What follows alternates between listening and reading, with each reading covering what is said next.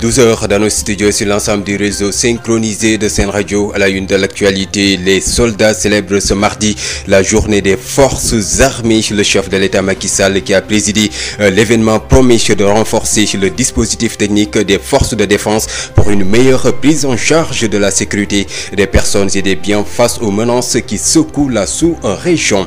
Marche pacifique des étudiants de l'université Alioune Diop de Bambey. Les étudiants ont quitté l'université direction Dakar pour exiger de meilleures conditions d'études.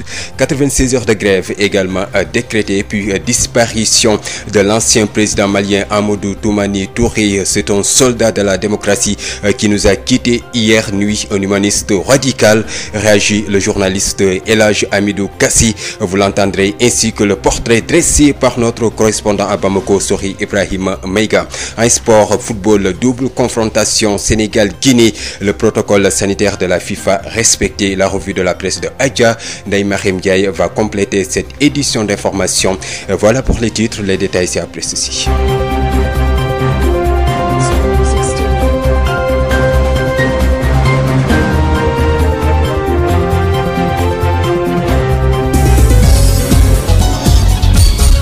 Babacar Samb.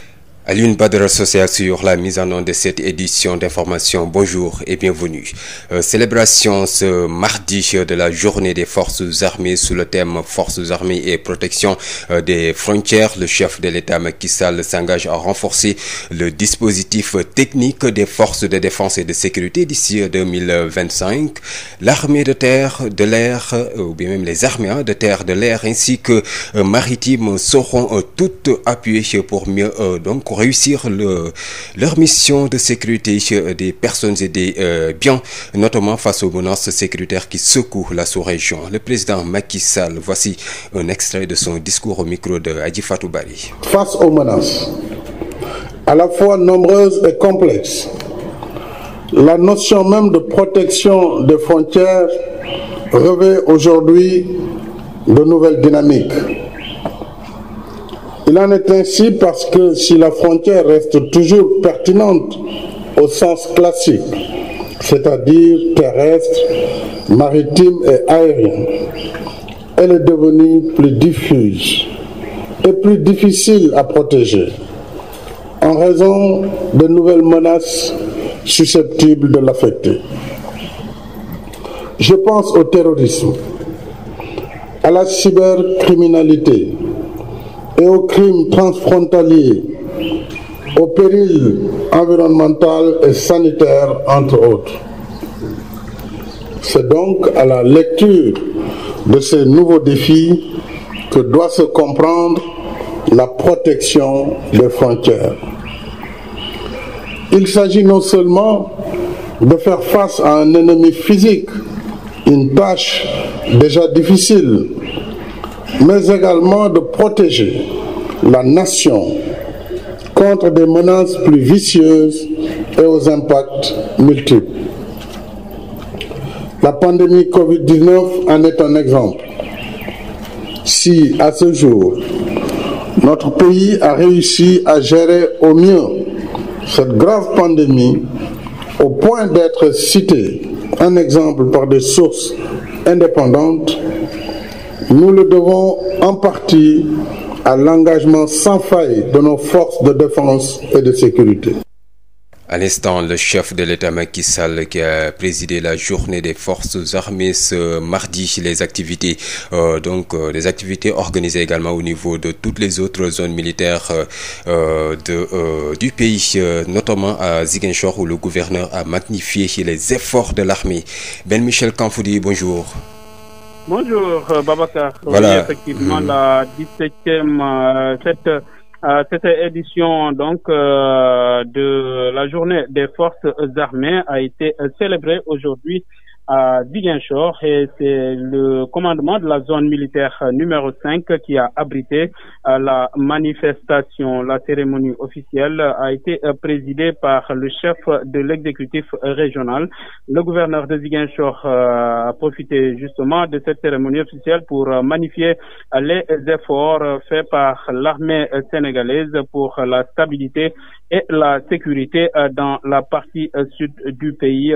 C'est selon lui donc cette région longtemps éprouvée par un conflit armé a été stabilisée ces dernières années grâce au concours des forces de défense et de sécurité sénégalaises. Cela a donc encouragé le retour des populations dans certaines zones, dans certains villages qui avaient d'ailleurs été rayés de la carte. Le thème de cette année, forces de défense et de sécurité et protection des frontières, a été également abordé par le commandant de la zone militaire numéro 5, le colonel Souleymane Kandé. Ce dernier qui est revenu sur l'importance de ce thème, également signalé qu'au niveau de la partie sud du pays, les forces armées sénégalaises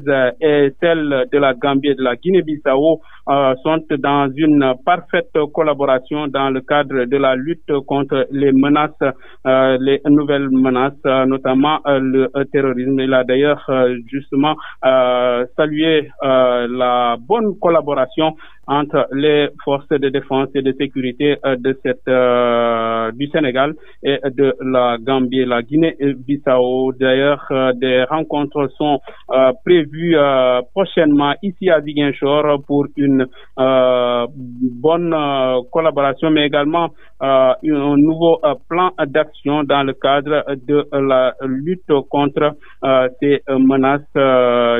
ces menaces, notamment le terrorisme. C'est d'ailleurs ce qu'a signalé le colonel Souleymane Kandé, commandant de la zone militaire numéro 5. Il y a eu également un défilé des troupes qui s'est tenu lors de cette journée qui a été également marquée par des présentations des différents stands, des différents corps de l'armée. Voilà donc ce qu'on peut retenir de cette journée, de cette manifestation qui donc marque cette édition, 17e édition de la journée des forces armées. Babacar Sam. Ben Michel Kanfoudé, retenez donc cette manifestation constitue une opportunité pour les forces armées de communiquer avec le chef suprême et toute la nation sénégalaise. Marche pacifique des étudiants. Et puis, marche pacifique des étudiants de l'UADB, entendez par là l'université Alioune Diop de Bambey. Une cinquantaine d'étudiants ont quitté l'université direction Dakar pour exiger de meilleures conditions d'études et l'achèvement des travaux du deuxième restaurant. 96 heures de grève également décrétées par ces étudiants de l'université Alioune Diop de Bambey. Et puis, parlons de la pénurie d'eau dans plusieurs quartiers de Dakar, notamment à Escate Urbam où l'eau ne coule presque plus depuis des mois. Situation difficile également aux HLM Grand Yoff. Les populations s'approvisionnent tard dans la nuit. Le constat avec Odile Minkilan dans nos prochaines éditions. Parlons de la Covid-19, la pandémie qui régresse et comment 27 patients dans un état grave encore sous traitement. Aucun décès enregistré hier lundi. 9 nouvelles contaminations recensées ces dernières 24 heures. 17 patients ont été déclarés guéris. À ce jour, 15 720 personnes ont contracté le virus depuis son apparition dans le pays pour 326 décès. Moins de cas de Covid-19 enregistrés, les patients sous traitement en baisse ces derniers jours. Mais attention, ce n'est pas la fin de la pandémie. Les chiffres du ministère de la Santé sont loin donc de la réalité, estiment en tout cas certains Sénégalais. Pour d'autres, ils croient fermement qu'on tend vers la fin, mais appellent à la prudence et au respect des mesures barrières. C'est un reportage signé Khadisen. Depuis quelques semaines, la pandémie de la Covid-19 affiche une tendance baissière. Un relâchement noté chez certains, les mesures barrières foulées aux pieds, comme pour dire qu'on tend vers la fin. En tout cas, plusieurs personnes le pensent. Il y a des gens qui continuent de porter le masque. Bien vrai que certains, dans les transports communs, il y a des gens qui ne portent pas de masque. Ils s'en fichent du corona. Dernièrement, il y a la réduction du nombre de cas. On peut dire que on a tendance à aller vers la fin. Ouais. Ça ressemble à une fin quand même, d'autant plus que le nombre de malades qui baisse drastiquement. Les gens ne portent plus les masques. Bon, ça veut dire exclusivement que le corona est en train de partir, en quelque sorte. On est loin de la fin de la pandémie, estime ce jeune homme. Selon lui, les chiffres annoncés par le ministère de la Santé ne sont pas fiables. Chaque fois on voit les gens ne portent pas les masques. Du coup, les autres aussi délaissent la chose, mais je ne pense pas que la maladie est finie, quoi. Je pense que c'est loin d'être fini quand même. D'autant plus qu'en Europe, ça part, ça revient. Ça peut être le cas ici. Par rapport à ces nombres-là, franchement, je pense que les chiffres ne sont pas fiables. Selon moi, ça, j'y crois fermement. Répondre à la réalité sur le terrain. Pourquoi à l'hôpital Fann, on interdit aux gens d'y entrer tout le temps, tout le temps. C'est comme s'il y avait quelque chose qui s'y trouvait, que personne ne pouvait comprendre. Là-bas, à l'hôpital même. Allez à l'hôpital Fann pour essayer de rendre visite à quelqu'un, vous allez voir combien c'est difficile d'y entrer. Et pourquoi ça? Pourquoi autant de rigueur? Il y a un non-dit, je pense bien, dans tout ça. La situation n'est pas encore maîtrisée. Pas de vaccin, alors prudence. Ils invitent leurs concitoyens à continuer de porter les masques dans les transports et lieux publics. Comme on dit, il ne faut pas aussi être aussi confiant que cela, parce que c'est des maladies qui, jusqu'à présent, les gens ne l'ont pas maîtrisées. C'est des maladies qui vont passer, compte tenu du nombre de malades en Europe, en Asie, ainsi de suite, ça veut dire que c'est des maladies qui peuvent survenir encore. Donc toujours est-il qu'il faut être vraiment prudent, très prudent même. Même si on tend vers la fin, il n'est pas question de dormir sous nos lauriers. Les mesures barrières doivent être respectées jusqu'à ce que le virus disparaisse. On doit être vraiment beaucoup plus prudent que ça, quoi. Parce que tant que la maladie est là, on doit porter les masques. Harisen, exactement 12h12 au ministère de la Santé et de l'Action sociale, même heure à l'Assemblée nationale. L'Assemblée nationale, justement, qui a démarré depuis le 3 novembre ses travaux portant sur le processus qui mène au vote de la loi de finances 2021. Le budget programme requiert une nouvelle procédure allégée qui tient compte des impératifs de performance. Les commissions permanentes ont examiné et adopté les budgets des ministère des collectivités territoriales, de l'environnement et du développement durable, de l'enseignement supérieur, de la santé et de l'action sociale, des sports, de l'éducation nationale et de la culture, entre autres. Les projets de budget seront soumis donc ensuite aux parlementaires. International. Triste nouvelle au Mali, disparition de l'ancien président Amadou Toumani Touré, décès survenu hier nuit à la suite d'une maladie au cœur. Il a été hospitalisé en Turquie. Le portrait du soldat de la démocratie avec notre correspondant à Bamako, Sir Ibrahim Maïga. La nouvelle est tombée ce mardi 10 novembre. L'ex-président malien Amadou Toumani Touré n'est plus. Il est décédé suite à un accident vasculaire cérébral. Avant son évacuation en Turquie où il a perdu la vie, il avait été admis à l'hôpital Luxembourg de Bamako où il a reçu des soins au cœur. L'homme général de son état laisse derrière lui un brillant parcours qui aura marqué l'ère démocratique du Mali. Les Maliens le découvrent publiquement dans l'arène politique en mars 1991. Il avait pris le pouvoir après des contestations contre l'ancien président Moussa Traoré. Il dirige la transition et cède le pouvoir au premier président démocratiquement élu, Alpha Oumar Konaré. Une décennie après, c'est-à-dire de 92 à 2002, il fait son retour en devenant le président de la République de 2002 à 2007, puis reconduit pour un second mandat jusqu'en 2012, lequel ne sera pas achevé à cause des attaques de la rébellion visant l'armée régulière à Kidal, dans le nord. À 2 mois de la fin de ce quinquennat, il sera renversé par une junte dirigée par Amadou Aya Sanogo en mars 2012. L'ancien chef d'État trouve donc refuge à Dakar durant des années avant son retour triomphal au pays. Sa dernière apparition publique remonte aux obsèques de l'ancien président Moussa Traoré, survenu en septembre dernier. Il a su mettre le Mali sur la voie du développement avec la réalisation de plusieurs infrastructures.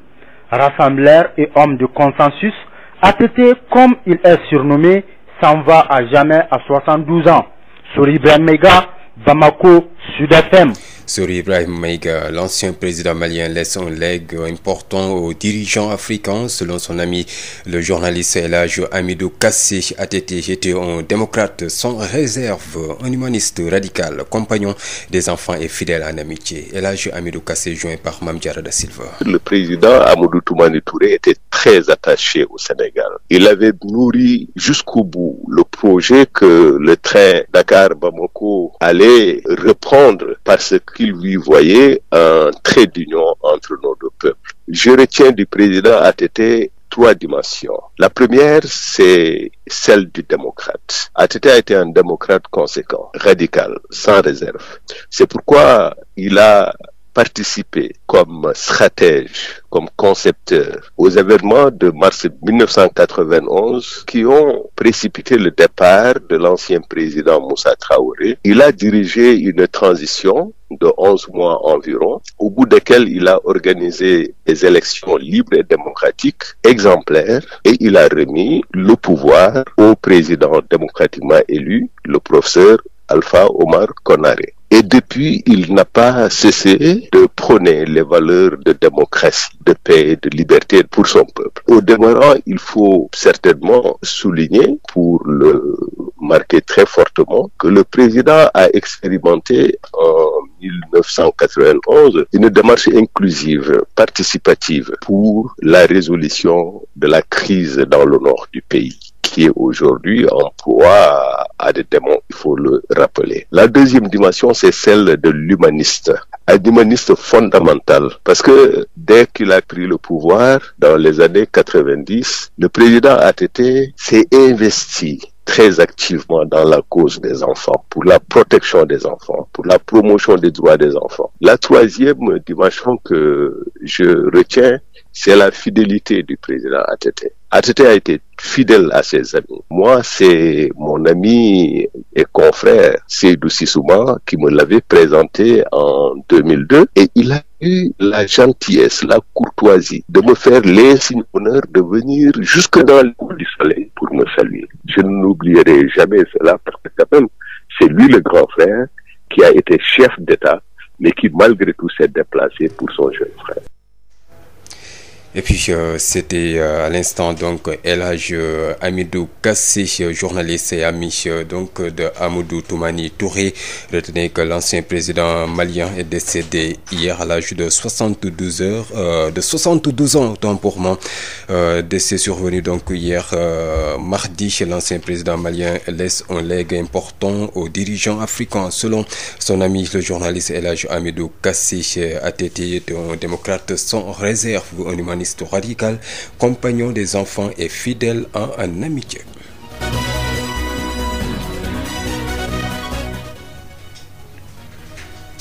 La page sport, c'est avec vous, El Hadj Malick Ndiaye. Bonjour. Bonjour Babacar, une page de sport que nous ouvrons par cette rumeur persistante. Le président de la Fédération sénégalaise de football, Augustin Senghor, candidat à la Confédération, à la présidence de la Confédération africaine de football, joint par nos confrères de la presse, il déclare consulter pour une candidature.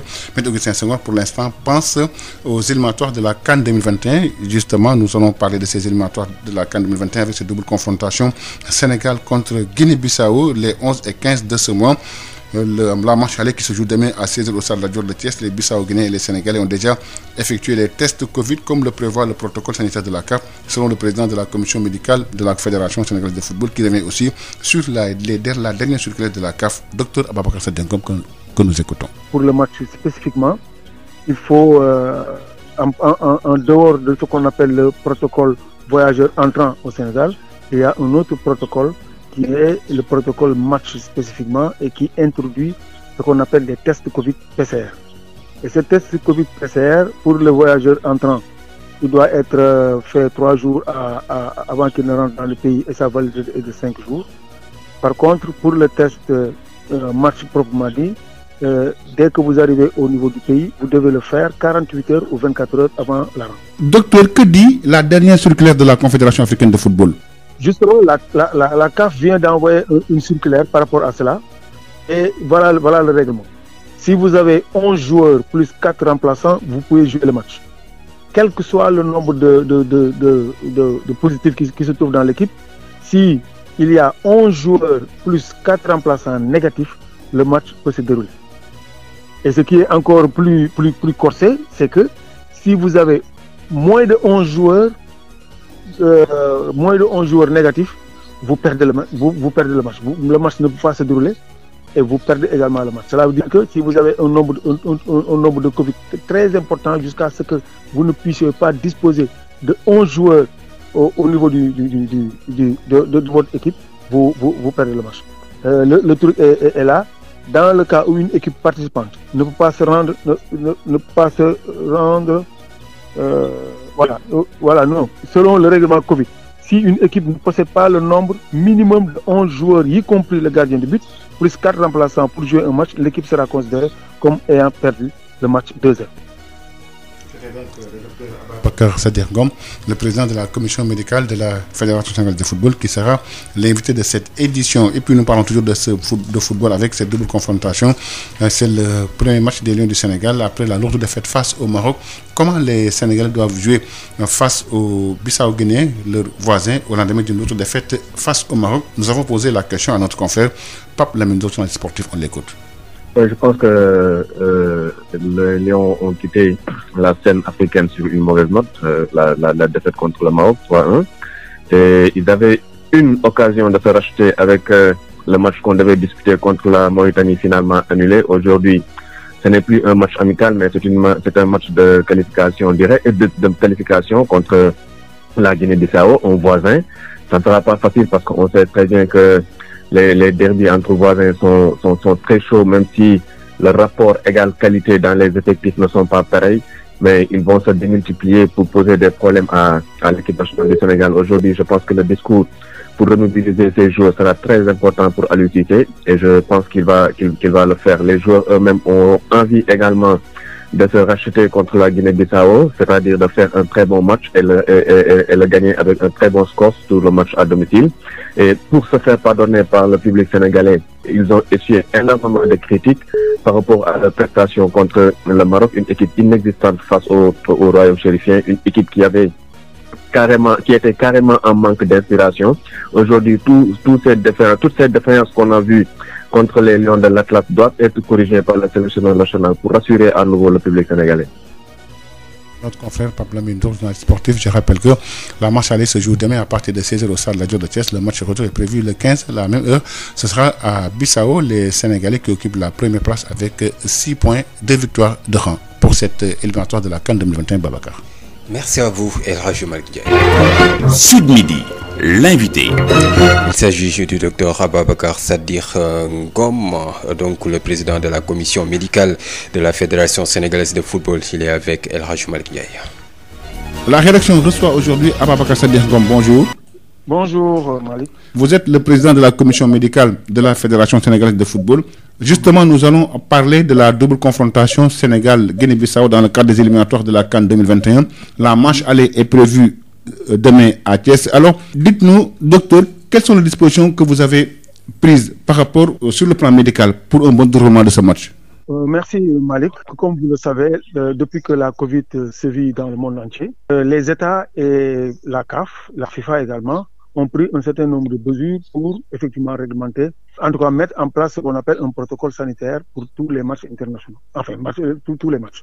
Ici au Sénégal, nous nous conformons à ces deux directives, les directives de l'État du Sénégal ainsi que celles de la CAF et de la FIFA. Ce qui est constant, c'est effectivement le respect des gestes barrières, donc port de masque, respect de la distanciation sociale et également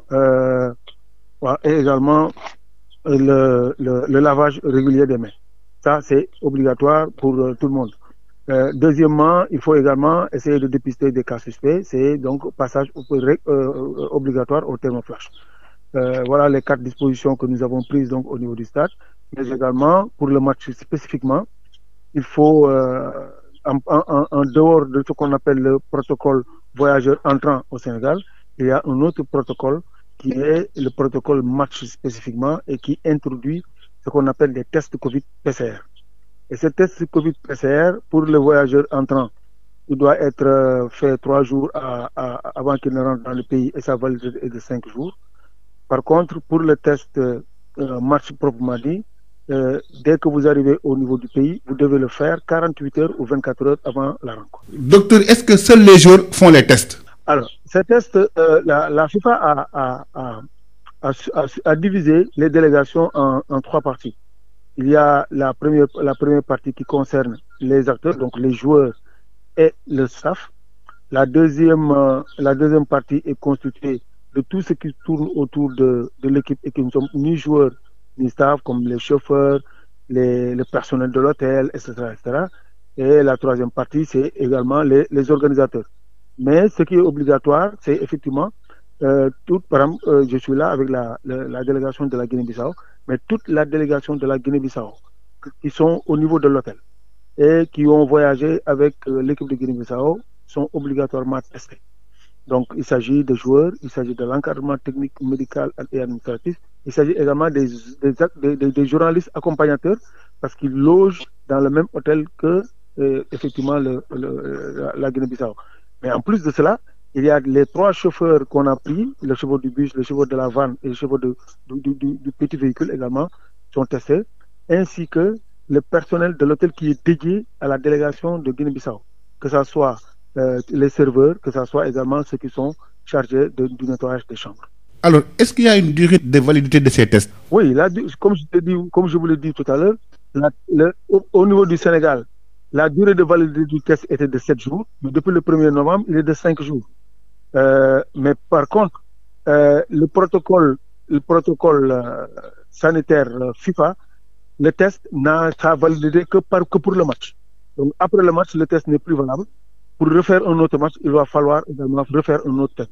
Même si le match va se dérouler en moins de 5 jours ou en moins de 7 jours. Est-ce qu'il y a une durée pour la disponibilité des tests?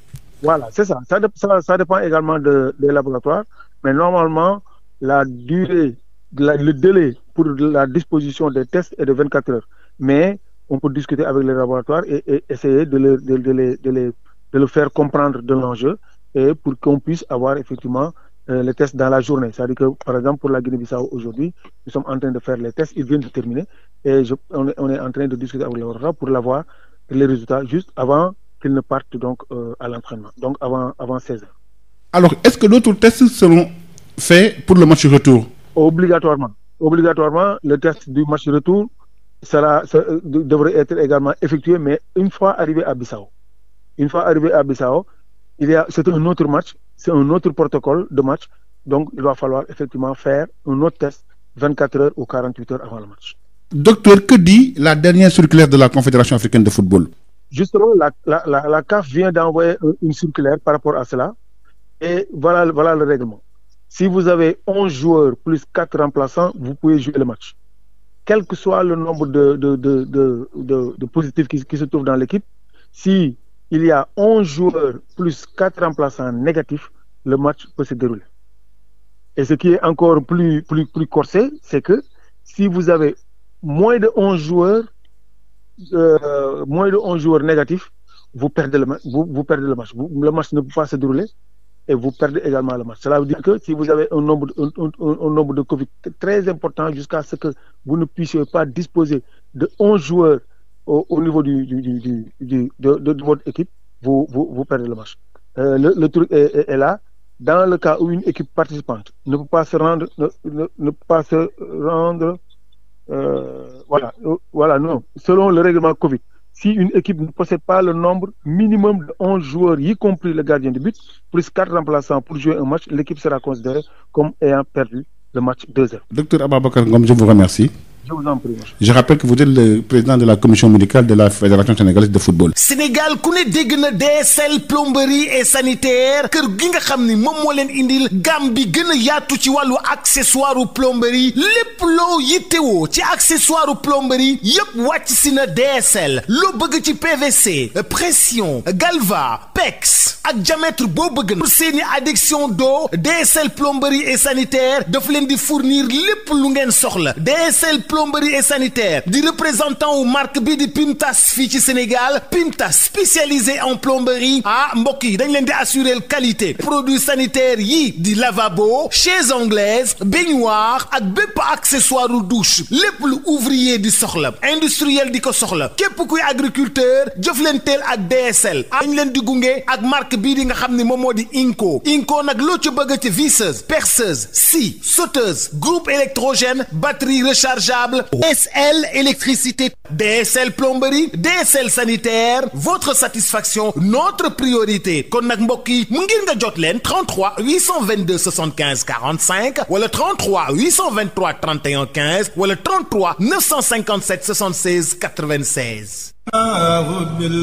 établissement Mbaye et frères nekk spécialiste ci lépp lu jëm ci tabax kër ngir mu mucc ayib te taaru lu ci mel ni aluminium pour bâtiment fenêtre porte ak protection inox fibrociment pour toiture boo bëggee tabax lu mucc ayib matériaux yu baax te wóor ngay wut établissement Mbaye et frères am na itam gamme rideau métallique lame pleine tube ondulé fer forgé pour menuisier métallique yi inox ngir seeni ouvrage balcon profil d'aluminium ak vitrage faux plafond BA13 ak gamme verre te xam ngeen ne nawet bi yegsi na moo tax étanchéité bi lu fa am solo la pour seeni commande mën ngeen woote ci établissement Mbaye et frères ci HLM 1 avenue Cheikh Ahmadou Bamba 33 864 75 15 wala ngeen woote ci seen succursale ci lot 3B Scat Urbam Grand Yoff téléphone 33 867 09 24 ca établissement Mbaye et frères